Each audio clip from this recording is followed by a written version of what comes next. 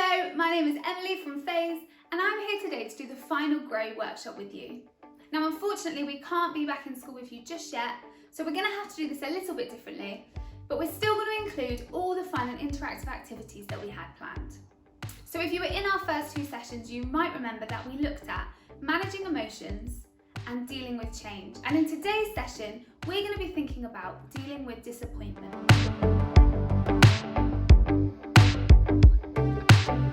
Okay, so we're going to start this workshop with a little challenge. Hopefully you've been given a worksheet that's got 3 challenges on. I'm going to let you pause the video now and give you 5 minutes to try and complete as many of those challenges as you can. If you can't do them all, don't worry.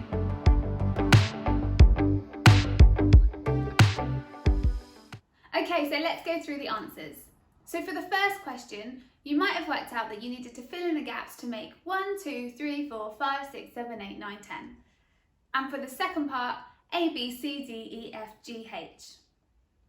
For the second activity, you might have worked out that the dinosaur was in the right-hand box. And for the third activity, the code was, it's a piece of cake. So well done if you got any of those correct, and please don't worry if you weren't able to complete all of them. But what I want you to do now is, just out of the challenges that you completed, have a think about which one was the hardest. And I want you to write a big H with a circle next to the one that you found the hardest.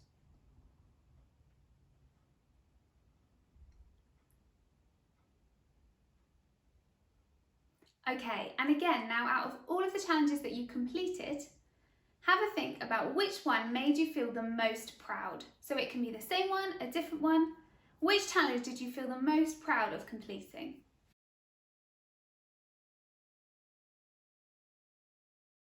Okay, so hands up if you wrote your H and your P next to the same challenge.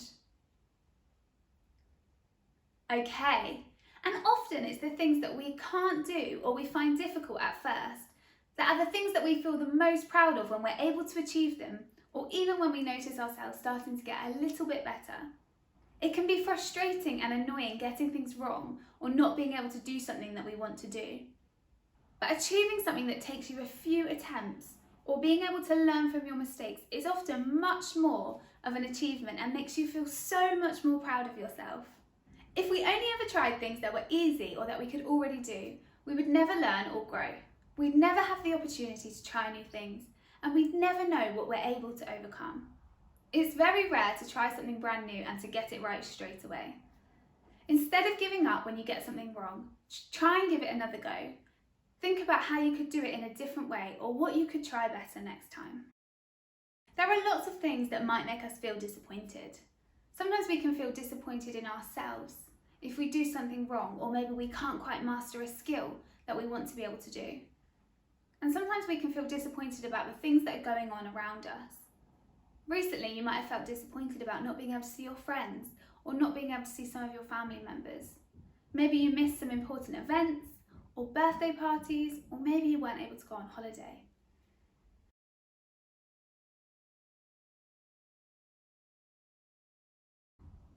So you might remember in our last session we looked at a circle of control.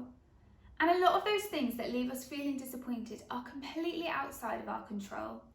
Some of them might be partly within our control, but what is always fully in your control is the way that you respond to a situation or a disappointment. And I'm going to talk about 4 things today that we can use to help us manage those situations that make us feel disappointed in a really positive way. And they are problem solving, positivity, perspective, and perseverance. Now those are some quite long words, and so to help us remember those 4 Ps, we're going to do some actions. I want you to do these actions with me. So number 1 was problem solving. Everybody show me your action for problem solving. Well done. Number 2 is positivity. Number 3 is perspective. And number 4 is perseverance. So do those again with me together. We've got problem solving, positivity, perspective, and perseverance. Well done. So number 1 is problem solving. And problem solving is about thinking, what can I do to make this situation better? What strategies have I already tried, and what strategies could I try next time when I give it another go? And even if there's nothing that we can do to change the situation, problem solving can be thinking, what can I do to make myself feel better in this situation? Or what could I be learning through this situation that I can take forward? And I know that you can all already use your problem solving skills because you used them earlier on in this session to figure out where the dinosaur was going to go.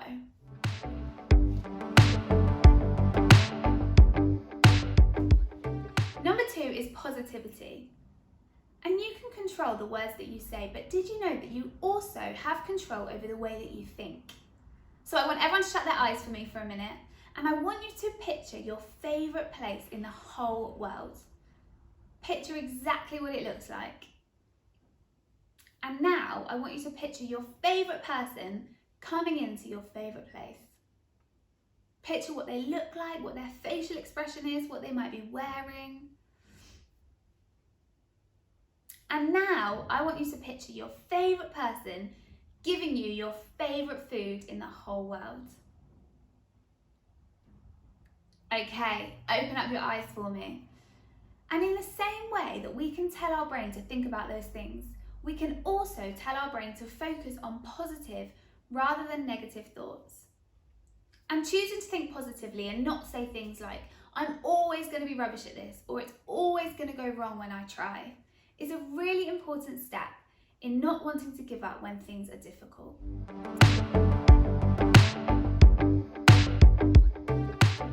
And now we're going to do an activity to help us focus on the positives. So when we make a mistake, it can leave us feeling sad or silly or a bit disappointed in ourselves, but it doesn't take away from all the amazing things about us. If we want to try again or give it another shot or keep going, we've got to focus on the amazing qualities that we have and remember that one mistake isn't going to take those away. So if you want to open your booklets now, there's a space in the middle of the page to write your name. And we're going to do an activity where we're able to encourage each other and remind each other how incredible we are. And I'm going to hand over to your teacher to explain how you're going to do that. There's lots of words coming up on the board that you can use as examples to encourage one another.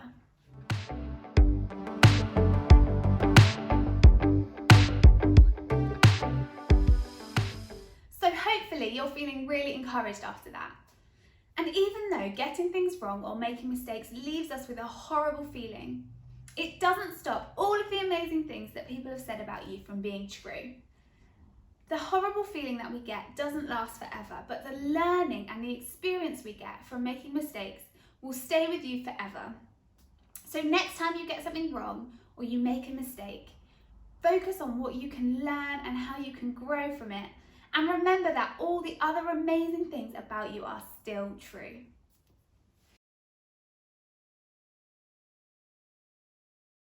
Number 3 is perspective, and we're going to do a little quiz. I'm going to show you some objects that have been really zoomed in, and you can pause each one and a few people can have a guess what they think the object is going to be. And then we'll have a look at the answers. So here's object number 1.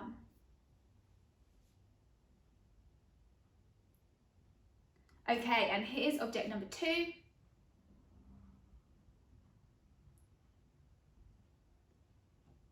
Object number 3. Object number 4. Object number 5. And object number 6. So let's see how many of those you got right. Number 1 was a toothbrush. Number 2 was a melon. Number 3 was a pencil. Number 4 was a sponge. Number 5 was an apple. And number 6 was spaghetti. Okay, so I wonder how many of those you got right. Perspective is all about the way that we see things. And sometimes when we're up close to a situation, when it feels really big and overwhelming, It's hard to take a step back and to see the full picture. But changing our perspective is about changing what we focus on. So what else could you focus on? Well, instead of focusing on the things that you can't do yet, you could focus on how much progress you've already made, how much you've improved, and what you've learned. Rather than focusing on situations that are completely outside of your control, you could focus on little things that you can do and that you can control. And as we've already talked about, when you're left feeling disappointed, choosing to focus on the positive and choosing to find things to be thankful for is a really great step. And all of these things are going to help us to keep going and to try again when we feel disappointed and we want to give up. And number 4 is perseverance. Let me see all of your muscles. That's it, well done. And perseverance is about keeping going and not giving up. Remember that there will always be situations that don't go exactly as we hoped or exactly as we planned. Disappointment is a normal part of life that everybody will experience. But remember that the situation isn't going to last forever. Over time, it will start to feel better or it will change. Keep using your problem-solving skills, your positivity, your change in perspective to keep going and not give up. And now we're going to hear some stories from some sixth form students that you might recognise, and they're going to tell you about a time that they have persevered and kept going when they felt disappointed. Hello everyone, my name is Beth. I hope you're all doing really well and staying safe. I'm here to talk to you today about a time where I've been disappointed that something hasn't worked out for me and how I overcame my issue so that you guys can do it too. Because of coronavirus, a lot of my lessons and assemblies had to be moved online through virtual videos, and at the start of this school year, I became head of the charity team at my school. So for that, I had to record an assembly that was going to be shown to everybody in the whole school. For me, this was a really scary experience and I didn't know if I could do it. When I did do it, I got some quite negative feedback from people saying it wasn't very clear and that I looked really nervous. So this was quite disappointing for me as I'd worked so hard, but I knew I needed to do it again. I kept recording videos and watching them back and trying to tell myself that I can do it. And I did do it. I knew I didn't need to be worried about it, and I'm so confident about doing videos and assemblies now that I'm able to talk to you guys about my experience. I hope this helps you to understand that even when something goes wrong, just keep persevering because it will eventually go right. Hiya, my name is Shai and I'm going to tell you a story about how I was disappointed and how I persevered through it. Pretty much, I am a person who finds physics very difficult and it gets very frustrating when I can't do the best I can. And the first ever test I did in it, I got a really bad grade. I got a D. And I wasn't really proud of myself. I wanted to persevere because I knew I could do so much more better. And after a year of persevering and hard work, I managed to get an A. Okay, those were some great stories.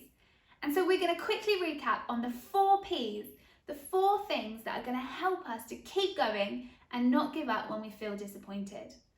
So let's do the actions all together. We've got problem solving, positivity, perspective, and perseverance. Let's go through it one more time. Problem solving, positivity, perspective, and perseverance. So problem solving, what can I do to improve this situation? What can I learn from it and what can I do differently next time? Positivity, what are the amazing things about me that are still there even if I make a mistake or I get something wrong? Perspective, focusing all the ways that I'm growing and learning and choosing to focus on positive things, on the things I can control, on the things I can be thankful for. And perseverance, taking on all those skills to keep me going and trying again and not giving up. So hopefully that's been really helpful to help you when you're facing disappointments.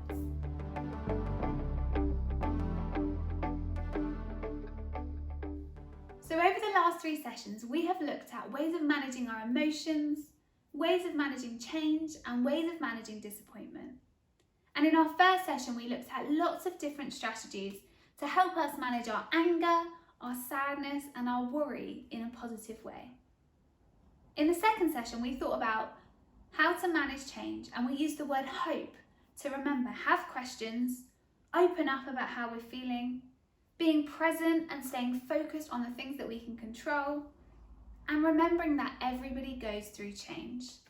And in this session, we have thought about disappointment and the 4 Ps: problem solving, positivity, perspective, and perseverance. So there was a lot of things there, but all those skills we have given you to help you build your resilience. I wonder if anybody knows what resilience means. Well, resilience is all about when we feel uncomfortable and out of our comfort zone and stretched and challenged to be able to bounce back, to try again and to not give up. Okay, so I've got some scales here, and on this side, I'm going to place a challenging situation that we might face in life. And that situation might be hard or scary or feel really heavy. It might make us feel completely overwhelmed and like we can't cope with it.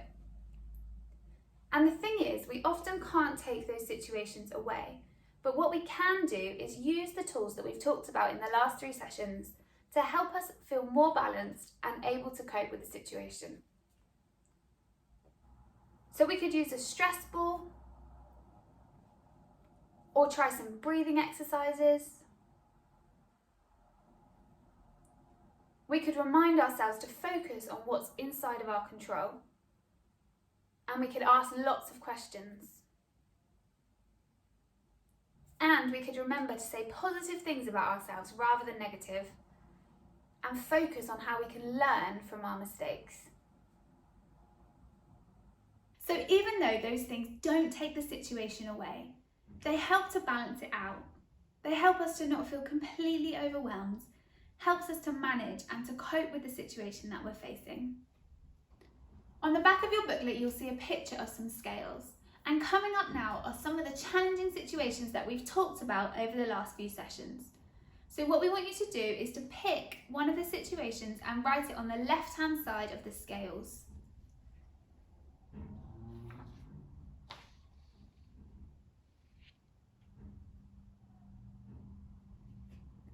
And then on the right-hand side, in the weights, we want you to write some of the strategies that we've talked about that can help you to cope with that situation and to feel more balanced. Even though these things don't take the situation away, they can stop it from feeling quite as heavy. It helps us to feel less overwhelmed by the situation, to feel a bit more balanced and able to cope. So we really hope that you've enjoyed these last 3 sessions and that the strategies that we've talked about are useful for you to continue to use to build your resilience. Thank you so much for engaging with us, and we're really excited to hopefully be back in school and see you all very soon.